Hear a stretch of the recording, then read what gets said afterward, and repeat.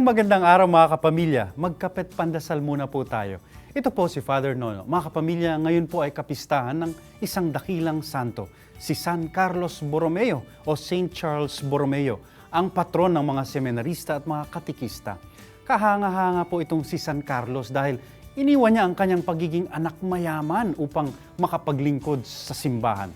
Naging obispo ng Milan sa Italia at doon pa lamang nakitaan na ng kababaang loob, humility, kahit nga obispo at pamangkin pa ng Santo Papa. Servant leadership, ika nga.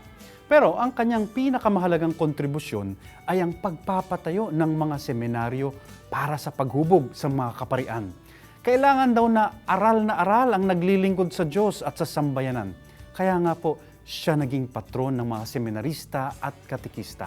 May maganda pong mungkahi si San Carlos sa ating mga nagsisikap na lumago sa ating pananampalataya. Anya, if a tiny spark of God's love already burns within you, do not expose it to the wind, for it may get blown out. Keep the stove tightly shut so that it will not lose its heat and grow cold. In other words, avoid distractions, stay quiet with God. Do not spend time in useless chatter.